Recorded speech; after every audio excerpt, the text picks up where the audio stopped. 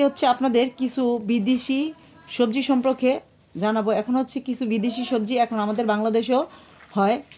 এই যে দেখেন, এটা হচ্ছে চাইনিজ সবজি। এটা হচ্ছে বিভিন্ন রেস্টুরেন্টে পাওয়া যায়, বড় বড় বিভিন্ন রেস্টুরেন্টে পাওয়া যায়। এটা হচ্ছে চাইনিজ সবজি। এই যে দেখেন, দেখতে কতটা সুন্দর। এই যে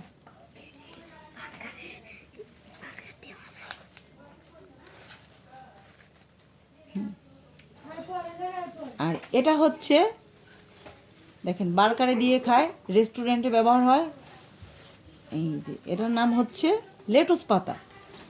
সাধারণত এগুলো হচ্ছে বিদেশেই পাওয়া যায় এবং বিদেশি বিভিন্ন খাবারে যেমন হচ্ছে স্যুপ, আরও বিভিন্ন বার্গার পিজাতে ব্যবহার করা হয়। এই যে এই লেটুস পাতা, এটা দেখতে অনেকটাই সুন্দর, একটা ফুলের মতো, দেখেন একদম পদ্ম ফুলের মতো দেখতে।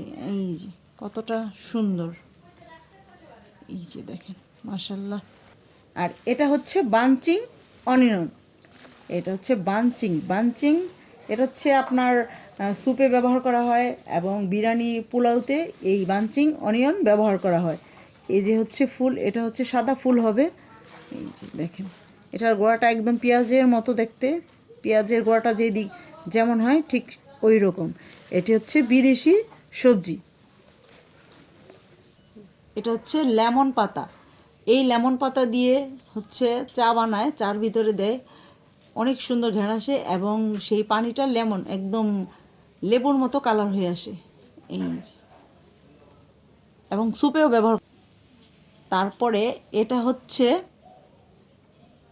দেখেন, এই যে কতটা সুন্দর, এটা একদম হচ্ছে দেশি ধনিয়া পাতার মতো দেখতে দেখা যায়, তবে এটা হচ্ছে বিদেশি ফল যার নাম হচ্ছে স্যালারি পাতা। এই যে দেখেন, আমরা কতগুলো বিদেশি সবজি সম্পর্কে, বিদেশি সবজি এগুলো হচ্ছে নাম জানলাম। এগুলো হচ্ছে স্যালারি পাতা। দেখেন দেখতে কতটা সুন্দর লাগতেছে, মাশাল্লাহ, একদম ধনিয়া পাতার মতো দেখতে দেখা যায়। এই যে দেখেন ডগাগুলো কত সুন্দর। এই যে দেখেন, এটি হচ্ছে বিদেশি শাক সবজি। বিদেশি শাক সম্পর্কে জানলাম, কোন শাক কেমন, এগুলো কোথায় খেতে হয়, বিরিয়ানিতে এবং ক্যাপসিকাম বিভিন্ন বার্গারে এই সবজিগুলো ব্যবহার হয়। এগুলো হচ্ছে বিদেশি সবজি, সব বিদেশি সবজি এগুলো। এই যে